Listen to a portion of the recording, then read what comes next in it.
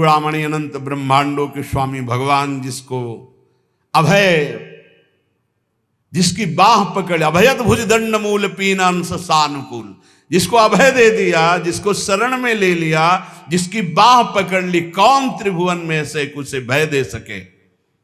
सांवरे सरकार जिसकी रक्षा करे, उसका कोई त्रिभुवन में बिगाड़ नहीं सकता। देखिए, अम्बरीश जी को दुर्वासा जी ने नष्ट करना चाहा, क्या हुआ? त्रिभुवन में भागे घूमे, कहीं चैन नहीं मिला दुर्वासा जी को। प्रहलाद जी को हिरण्यकश्यप ने नष्ट करना चाहा, क्या हुआ? भगवान ने नरसिंह रूप रख के हर वरदान के बीच का रास्ता निकाल के फाड़ के फेंक दिया। न दिन है न रात संध्या, न अस्त्र है न शस्त्र, ना खून, न जीवित है न निर्जीव, न ब्रह्मा का बनाया हुआ नर है न पशु, नरसिंह रूप, न घर के भीतर है न बाहर, डेहरी पे बैठे हैं। हर वरदान फेल कर फाड़ के फेंक दिया। और प्रहलाद जी के कहीं खरोच भी कभी पूरे जीवन में नहीं लगी।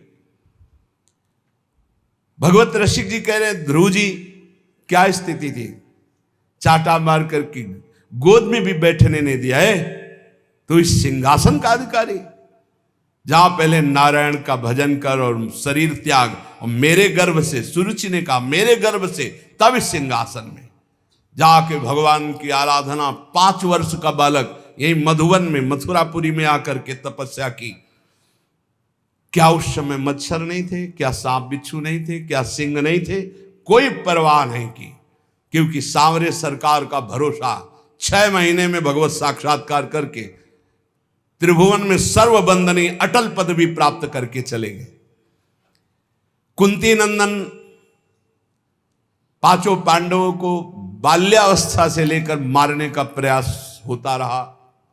अंततो गत्वा दुर्योधन का सर्वनाश हो गया, पूरे परिवार का।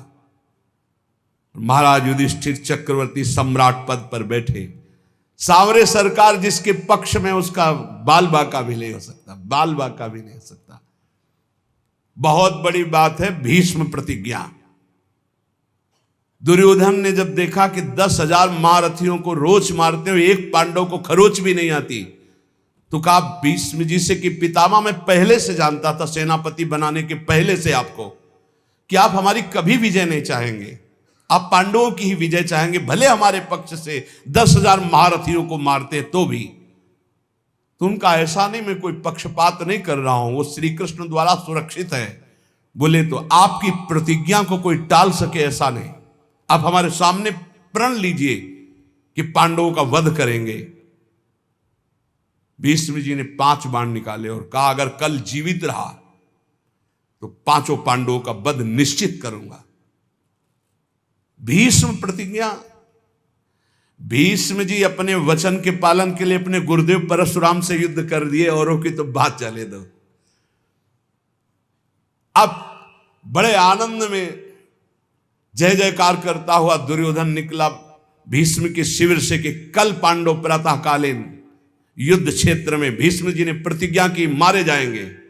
उसको पता था भीष्म जी का बल और उनकी प्रतिज्ञा, पर यह नहीं पता था भीष्म जिस बल से बलवान हो, महाबल श्री कृष्ण है। और श्री कृष्ण पांडवों के पक्ष में गुप्तचर लगे रहते थे। तत्काल एक गुप्तचर पांडवों के शिविर में गया, जहां भगवान श्री कृष्ण विराजमान थे, पांडव शयन कर रहे थे। भगवान से कहा कि प्रभु, भीष्म जी ने प्रतिज्ञा कर ली है, कल प्रातःकालीन 5 बाण निकालें, 5 पांडव मारे जाएंगे। खड़े हो गए भगवान, क्योंकि भीष्म महाभागवत और महावीर, परम पवित्र वचन वाले, परम पवित्र आचरण वाले, परम पवित्र चिंतन वाले महात्मा हैं। भगवान खड़े हो गए, टहलने लगे, विचार किया कि क्या किया जाए। द्रौपदी के शिविर में गए। द्रौपदी ने कहा प्रभु, बोले हाँ, हमें भी सूचना मिल चुकी, आपको बताने की जरूरत नहीं, जल्दी तैयारी कर, मुझे दासी के वस्त्र दे, एक बार मैं पांडवों से फिर मिलकर आता हूं। वहां गए, पांडव जगह बैठे थे। तो उन्होंने कहा कि तुम्हें पता चला? बोले हाँ प्रभु, पता चला। तो बोले शांति से कैसे बैठे हो? बोले आप अशांत हो इसलिए मैं शांत हूं। आप अशांत, जिसकी आप रक्षा करने के लिए अशांत हो चुके हो, चंचल हो चुके हो, अब मुझे क्या परवाह है। अरे बोले तुम तो बातें बनाते हो। और भगवान ने दासी वस्त्र धारण किए, द्रौपदी के दासी के वस्त्र धारण, नटवर नागर है लीला बिहारी। और द्रौपदी से कहा आगे आगे चलो, मैं पीछे पीछे चल रही हूं तुम्हारे। पूरी घाघरा और सुबह से पहरे। जो इस शिविर के प्रथम द्वार पर गए तो उनका पादुका उतारो, जो दासी का कर्तव्य है, और अपने पीतांबर में अंदर पादुका ली और दरवाजे पे खड़े हुए बोले जाओ, इतना घूंघट रखना, इस समय मैं देख रहा हूं मेरे ध्यान में है, जाकर प्रणाम करना, फिर जो होगा आगे का खेल हम संभालते हैं। वो गए, पितामह के चरणों में प्रणाम किया, घूंघट, तो सोचा अभी दुर्योधन गया प्रण करवा के उसी की बधू आई होगी, तो उनका सौभाग्यवती भव। तो द्रौपदी जी ने घूंघट हटाया और कहा ये सत्य माने जो अभी आपने कहा सौभाग्यवती भव, या थोड़ी देर पहले आपने 5 बाण निकाले हमारे पतियों की वध करने के लिए, हत्या करने के लिए, वो माने। भीष्म जी का माला छूट गया, संध्या के समय भजन कर रहे थे। बोले ऐसा तो फंसाने वाला केवल वही है, दूसरा तो फंसा ही नहीं सकता। अभी अभी थोड़ी देर में ही इतना बड़ा फंसाव कर देना, कहाँ है वो? कुछ नहीं बोली द्रौपदी जी। खड़े हुए भीष्म जी, दृष्टि डाली तो दरवाजे पे दासी वेश में जगत गुरु सांवरे सरकार खड़े। नजदीक गए, पकड़ा ऐसे, बोले ऐसे तुम हमारे प्रण को तोड़ना चाहते हो? तो देखा जूतियां द्रौपदी की गिर पड़ी। भीष्म जी के आंसू आ गए। कहा शिव विरंच जिसके चरण रखने की चौकी को नमस्कार करते हैं, वो अपने भक्त की पादुका लिए खड़े हैं। प्रभु जब आप इनके सुहाग की रक्षा का तो काल की भी ताकत नहीं। द्रौपदी से कहा बेटी वास्तविक तो सौभाग्यवती है जिसके रक्षक श्री कृष्ण। फिर भाव बदला और कहा हे कृष्ण, यदि आपने मेरा प्रण तोड़ा तो कल युद्ध में आपका प्रण न तोड़ दूं तो गंगा पुत्र शांतन नंदन भीष्म नहीं कहा। जो भगवान बोले कि अपने भक्त के लिए एक प्रण की क्या बात, सैकड़ों बार झूठा कहा हूं तो भी मुझे कोई फर्क नहीं पड़ता। सच्चिदानंद भगवान कह रहे हैं अपने भक्त के लिए मुझे 100 बार यदि झूठा कहलाना पड़े तो मैं 100 बार झूठा कहला, एक प्रण तोड़ने की बात क्या है। जाको राखो सांवरो ताहि न नाखे कोई, जिसकी रक्षा सांवरे सरकार करते हैं उसका कौन बाल बाका कर सकता है।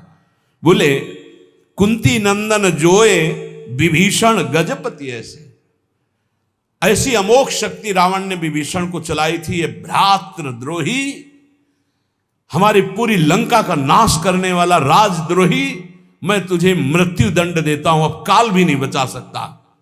और मंत्र का शक्ति संचार करके जे ही भाले का प्रहार किया तो तुरंत विभीषण पाछे मेला, सन्मुख राम सहयो सोई सेला। भगवान ने उसको अपनी ताकत से नष्ट नहीं किया, तुरंत विभीषण पाछे मेला, सन्मुख राम सहयो सोई सेला। उस महान शक्ति संपन्न सेला को, बर्छी को भगवान ने अपनी सीधे छाती पे सही विभीषण को पीछे कर लिया और वो शक्ति अंतर ध्यान हो गई। भगवान की कहीं सच्चिदानंद अंग में पीड़ा थोड़ी पहुंचा सकती है। कह रहे कुंती नंदन जो विभीषण गजपति जैसे। थक गया गजेंद्र जब देखा कि अब की झटके में ग्राह ले ही जाएगा, पुकारा हरि। भगवान गरुण जी को छोड़कर नंगे पैर दौड़े और सुदर्शन चक्र जी से ग्राह को परम पद और गजेंद्र को बाहर किया। जाको राखो सांवरो ताहि न नाखे कोई। विश्वास रखना चाहिए, हम भगवान की शरणागत हैं, हमारा कोई बाल बांका नहीं कर सकता। और जाको आदर हरि करे तासु अनादर कौन, जवासु अनादर हरि करे ताको आदर कौन। भगवत ऋषि जी कह रहे हैं जिसका आदर भगवान श्याम सुंदर करें उसका आदर कौन नहीं करेगा त्रिभुवन में, सबको करना होगा। और जिसका अनादर प्रभु कर दें फिर उसका कोई आदर कर सके ऐसा नहीं है। भगवान किसी का अनादर नहीं करते हैं। पर जो भगवान की आज्ञा का उल्लंघन करता, धर्म विरुद्ध आचरण करता, पापाचरण करता है, फिर भगवान उसका अनादर कर देते हैं। जाको आदर हरि करे तासु अनादर कौन। जब सुपच वाल्मीकि की पूजा कराई तो